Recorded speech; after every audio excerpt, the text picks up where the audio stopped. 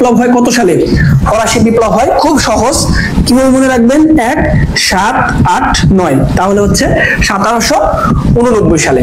ফরাসি বিপ্লব হয় কত সালে? 1789 সালে। এবং ফরাসি বিপ্লবের কি ছিল, স্লোগান কি ছিল? স্লোগানটাও কিন্তু বিভিন্ন পরীক্ষায় কিন্তু আসে, আমরা স্লোগানটাও লিখে দিচ্ছি। স্লোগান, যেহেতু আমরা বিপ্লব নিয়ে একটু ঘুরে আসলাম, স্লোগান হচ্ছে স্বাধীনতা, সাম্য, ভ্রাতৃত্ব।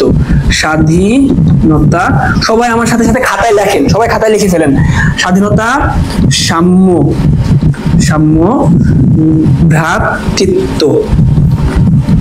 স্বাধীনতা, সাম্য, ভ্রাতৃত্ব। তাহলে ফরাসি বিপ্লব হয় কত সালে? ফরাসি বিপ্লব হয় 1789 সালে। এটা নিয়ে হচ্ছে আমাদের ভিডিও কিন্তু দেওয়া আছে, বা হচ্ছে পূর্বে কিন্তু আলোচনা করেছিলাম। যাই হোক, এরপর হচ্ছে দ্বিতীয়তে হচ্ছে আর একটা বিপ্লব আছে, সেটা হচ্ছে কি? রুশ বিপ্লব। আমরা সকলে জানি যে রুশ বিপ্লব হয় কত সালে? রুশ বিপ্লব হয় হচ্ছে কোথায়? রাশিয়াতে। রুশ বিপ্লব হয় রাশিয়াতে 1917 সালে, তাই না?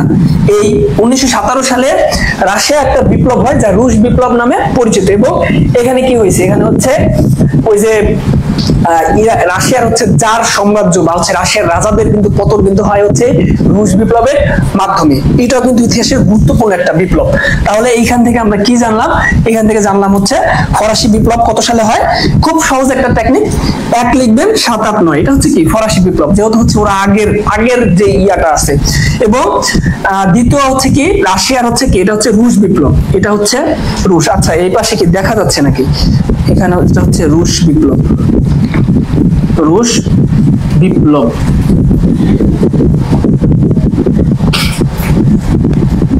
এই রুশ বিপ্লব হয় কত সালে? 1917 সালে। আচ্ছা, নেটওয়ার্কে কোনো সমস্যা হচ্ছে নাকি? আশা করি নেটওয়ার্কে কোনো সমস্যা হচ্ছে না। রুশ বিপ্লব হচ্ছে 1917 সালে, আর ইসলামী বিপ্লব হয় 1979 সালে। এই হচ্ছে ব্যাপার। তো আমরা হচ্ছে এই 3টা গুরুত্বপূর্ণ বিপ্লব নিয়ে জানলাম। এবার ইরানের আরো কিছু জিনিস আমরা জানবো। দেখেন, এখানে আমাদের লেখা আছে ইব্রাহিম রাইসি, খুব ভালো করে খেয়াল করেন। উনি হচ্ছে একটা হেলিকপ্টার দুর্ঘটনায় হচ্ছে তিনি কি মৃত্যুবরণ করেন। তাহলে আমরা বুঝতে পারলাম হেলিকপ্টারটা কোন দেশে তৈরি ছিল? যুক্তরাষ্ট্রের বেল মডেলের একটা হেলিকপ্টার ছিল। এরকম আসলো যে হচ্ছে পরীক্ষা এরকম আসলো, বেল কি? তখন হচ্ছে আপনার 4টা অপশন দিল, তখন বুঝতে হবে হচ্ছে কি এটা হচ্ছে একটা হেলিকপ্টার মডেল নাম। আবার ইব্রাহিম রাইসির হচ্ছে মৃত্যুবরণ করে হচ্ছে এই হেলিকপ্টার দুর্ঘটনা ঘটে হচ্ছে 19শে মে। আলজেরিয়ায় হচ্ছে একটা উদ্বোধন করতে যে হচ্ছে হেলিকপ্টার দুর্ঘটনা সে হচ্ছে পরে। তাহলে সেটা মুছে দিচ্ছে। আমরা হচ্ছে আরো কিছু বিষয় আছে, আমরা ইনশাআল্লাহ জানবো। তাহলে এই পর্যন্ত মুছে দিই। কোন পর্যন্ত মুছবো? এই উপরের দিকে মুছি। খুব ভালো করে খেয়াল করেন। এরপরে হচ্ছে গুরুত্বপূর্ণ একটা বিষয় আছে আমাদের। কয়েকদিন আগে বা হচ্ছে 9 মে আমরা একটা খবর কিন্তু দেখেছিলাম। কি দেখেছিলাম? 9 মে হচ্ছে কি হয়েছে? বাংলাদেশ বিমান বাহিনীর একটা প্রশিক্ষণ বিমান ভূপাতিত হয়েছে। সেই বিমানের মডেলের নাম কি? এটা কিন্তু পরীক্ষায় আসতে পারে। এটা হচ্ছে বিমান বাহিনীর একটা কি? প্রশিক্ষণ বিমান, ইয়াক, ইয়াক 130। এবং এটা হচ্ছে কোন দেশের তৈরি? এটা হচ্ছে রাশিয়ার তৈরি। এটা কিন্তু পরীক্ষা আসতে পারে। এবং হচ্ছে এই যে নিহত পাইলট কে? নিহত পাইলটের নাম কি? দেখি কমেন্ট করে জানান তো যে হচ্ছে কে জানেন। এটা আসতে পারে। সাম্প্রতি বিমান বাহিনীর কোন মডেল দুর্ঘটনায় পতিত হয়েছে? সেটা হচ্ছে কি? বিমান বাহিনী প্রশিক্ষণ বিমান ইয়াক 130। কারণ প্রশ্ন কোথা থেকে হবে, আর বর্তমান প্রশ্ন কিন্তু আপডেট হচ্ছে। আমরা যতই দিন যাচ্ছে, প্রাচীন আমলের একদম রাজা বাদশাদের আমলের বা হচ্ছে একদম প্রথম দিকে সূচনা লগ্নের যে বিষয়গুলো, এগুলো কিন্তু আস্তে আস্তে কিন্তু কম আসা শুরু করেছে। এবং সাম্প্রতিক যে বিষয়গুলো, এগুলো কিন্তু পরীক্ষা কিন্তু বিভিন্ন সময় কিন্তু ঘুরিয়ে পেঁচে আসতেছে। এজন্য হচ্ছে আমাদের সব জানতে হবে। যেহেতু হচ্ছে আমরা ভালো একটা প্রিপারেশন নিচ্ছি, সবার থেকে এগিয়ে থাকতে চাচ্ছি, সেই হিসেবে আমাদের হচ্ছে এই যা আছে সব আমাদের জানতে হবে। তাহলে হচ্ছে 9 মে কি হয়? বাংলাদেশ বিমান বাহিনীর একটা প্রশিক্ষণ বিমান কি হয়? ভূপাতিত হয় দুর্ঘটনায়। এবং হচ্ছে কোন নদীতে হয়েছে? পতিত হয়েছে? কর্ণফুলী নদী। এটা পরীক্ষায় আসতে পারে। ইয়াক 130। এবং এটা কোন দেশ তৈরি করেছে? রাশিয়া তৈরি করেছে। দেখেন আমাদের হচ্ছে যাই হোক, আমাদের হচ্ছে ওই যে জাহাজ যে হচ্ছে এমভি আব্দুল্লাহ একটা জাহাজ হচ্ছে সোমালিয়ান জলদস্যুর কবলে কিন্তু পড়েছিল, এখানেও কিন্তু বিভিন্ন পরীক্ষা কিন্তু আসছে, তাই না? এই জন্য সাম্প্রতিক কোনো কিছু আমাদের বাদ দেওয়া যাবে না।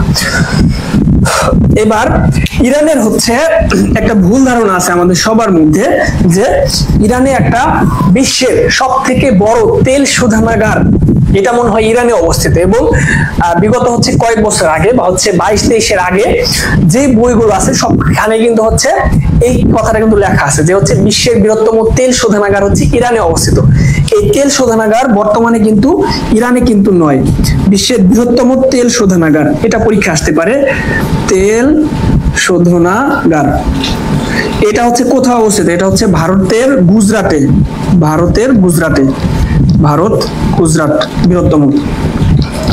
আবার এই ইরানের নিউক্লিয়ার, আমরা সকলে জানি যে হচ্ছে ইরান বর্তমানে হচ্ছে ক্ষমতাধর দেশ হিসেবে কিন্তু আস্তে আস্তে আত্মপ্রকাশ করতেছে, এবং তারা নিউক্লিয়ার বা হচ্ছে পরমাণু নিয়ে কিন্তু তারা কাজ করতেছে। তো তাদের একটা পারমাণবিক হচ্ছে আছে, প্রকল্প আছে, এবং হচ্ছে এই একটা পাওয়ার প্ল্যান্ট আছে, পারমাণবিক পাওয়ার প্ল্যান্ট। এটা কিন্তু বিভিন্ন পরীক্ষায় আসে, এবং সেই প্ল্যান্টের নাম হচ্ছে বুশাহার। এবং সম্প্রতি হচ্ছে আমরা হচ্ছে Bushehr nuclear power point plant, Bushehr nuclear power plant. দেখেন এইখানে হচ্ছে কেন এটা ইস্যু বা হচ্ছে এটা কেন গুরুত্বপূর্ণ সাম্প্রতিক হিসেবে। সাম্প্রতিক হচ্ছে আমরা সকলে জানি যে হচ্ছে ইসরায়েল এবং হচ্ছে এই যে মধ্যপ্রাচ্যের ক্যান্সার, আমি যেটা বলি এই যে আমি আসলে এটাকে ক্যান্সারই বলি, এই ইরান এবং হচ্ছে ক্যান্সারের মধ্যে একটা যুদ্ধ বা হচ্ছে আক্রমণ, পাল্টা আক্রমণ হয়, এবং তখন কিন্তু হচ্ছে এই ইরানের এই পারমাণবিক এখানে কিন্তু তারা হচ্ছে হামলার একটা করে, এবং এটা কিন্তু বিভিন্ন সময় কিন্তু হচ্ছে এটা নিউজে কিন্তু আসে। আর যে জিনিসটা চর্চায় থাকে ওটা কিন্তু খুব গুরুত্বপূর্ণ। তাহলে বুশাহার নিউক্লিয়ার পাওয়ার প্ল্যান্ট কোথায় অবস্থিত? এটা হচ্ছে ইরানের অবস্থিত। যাই হোক, তাহলে এই পর্যন্ত হলে সবাই একটু জানান কমেন্ট করে যে হচ্ছে আপনারা লিখতেছেন কিনা। এই পর্যন্ত হলে সবাই একটু কমেন্ট করে জানান। হ্যাঁ, অসীম জাওয়াদ আমাদের সাথে আছেন। হচ্ছে আমি একটা প্রশ্ন করেছিলাম, যাই হোক ভুলেই গিয়েছি, যে হচ্ছে বলতে পড়াইতে সবাই কমেন্ট করতেছেন। জাওয়াদ, হ্যাঁ ঠিক আছে, অসীম জাওয়াদ, হ্যাঁ জাওয়াদ ঠিক আছে, জাওয়াদ মনে রাখলেই হবে। এটা পরীক্ষা আসতে পারে যে হচ্ছে সাম্প্রতি বিমান বাহিনীর দুর্ঘটনায় এই যে বিষয়টা, এটা যেটা বললাম। এবং এখন দেখেন আমাদের হচ্ছে এই ইরানের প্রেসিডেন্ট ইব্রাহিম রাইসি, উনি হচ্ছে 19 মে বিমান দুর্ঘটনা হচ্ছে তিনি হচ্ছে কি হলো, মারা গেল। এবং বর্তমান ইরানের অন্তর্বর্তীকালীন প্রেসিডেন্টের নাম কি? এটা কিন্তু পরীক্ষা আসতে পারে। অন্তর্বর্তীকালীন আমরা সকলে জানি প্রতিটা দেশেরই সংবিধানের ওরকম কিছু রুলস থাকে যে হচ্ছে কোন দেশের প্রেসিডেন্ট বা হচ্ছে দেশের সর্বোচ্চ ক্ষমতাধর ব্যক্তি, যেমন বাংলাদেশে হচ্ছে কি প্রধানমন্ত্রী, তাই না? তো প্রধানমন্ত্রী হোক বা হচ্ছে প্রেসিডেন্ট হোক, যারা দেশ চালায়, তাদের যদি কোনো কারণে মৃত্যুবরণ হয় বা হচ্ছে তারা যদি কোনো হয়, তখন হচ্ছে কত দিনের মধ্যে একটা ক্রাইসিস বা হচ্ছে একটা নির্দিষ্ট লিমিট থাকে, 50 দিন বা 60 দিনের মধ্যে হচ্ছে আবার কি নির্বাচন হবে।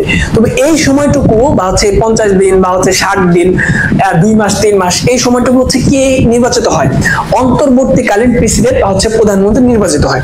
তো ইরানে হচ্ছে অন্তর্বর্তীকালীন প্রেসিডেন্টের নাম কি বলেন তো কমেন্টে দেখি কে পারেন।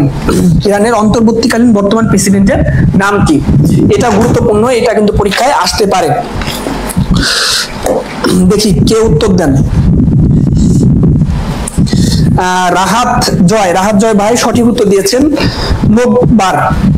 এটা পরীক্ষায় আসতে পারে, মোকবার। তাহলে বলেছিলাম এ পর্যন্ত হয়েছে কিনা। চাঁদনি একটা ডান, সিনথিয়া ইসলাম ডান, মুমু ডান, রাহাত ভাই লিখেছেন, রাহাত ভাই হচ্ছে সঠিক উত্তর দিয়েছেন। সবাই লাইভটা একটু শেয়ার করে দেন, যারা আছেন সবাই লাইভটা একটু শেয়ার করে দেন। তাহলে হচ্ছে আমি একটু রিভিশন দিই। এ পর্যন্ত তো সবার হয়েছে না, আমরা নেক্সট আপডেটে নেক্সট টপিকসে আমরা চলে যাব। তাহলে হচ্ছে এই পর্যন্ত আমরা একটু আপডেট বা হচ্ছে এই পর্যন্ত একটু রিভিশন দিই। সবাই এদিকে একটু খেয়াল করেন, সবাই বোর্ডের দিকে একটু খেয়াল করেন।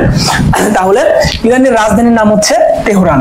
ইরানের পার্লামেন্টের নাম কি? পার্লামেন্টের নাম হচ্ছে মজলিস। আমি এটা মুছে দিয়েছি। মুদ্রা নাম হচ্ছে রিয়াল এবং তোমান হচ্ছে প্রস্তাবিত। এটা নিয়ে কিন্তু কেউ বিভ্রান্ত হবেন না।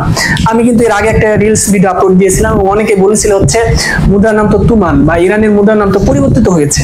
দেখেন এটা হচ্ছে প্রস্তাবিত বা হচ্ছে উপস্থাপন করা হয়েছে বা হচ্ছে তাদের পার্লামেন্ট এটা নিয়ে অনেক টিয়া হয়েছে, কিন্তু এখন অফিসিয়াল ভাবে রিয়ালি চলতেছে এবং তাদের মুদ্রার কোড নেম হচ্ছে আইআরআর। যাই হোক, এই ইরানে ইসলামী বিপ্লব হয় কত সালে? ইসলামী বিপ্লব হয় 1979 সালে।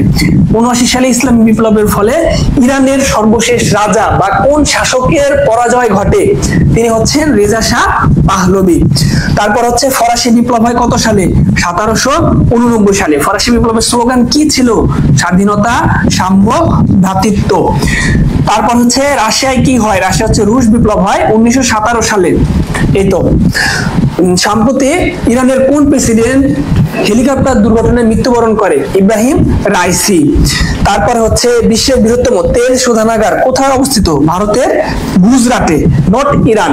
ইরানে কিন্তু এখন না, ওইটা কিন্তু এখন নাই। এই তো বুশাহার নিউক্লিয়ার পাওয়ার প্ল্যান্ট কোন দেশে অবস্থিত? এটা হচ্ছে ইরানে অবস্থিত। আরেকটা কথা এই যে হচ্ছে সম্প্রতি বাংলাদেশ বিমান বাহিনীর কোন প্রশিক্ষণ বিমান দুর্ঘটনায় পতিত হয়?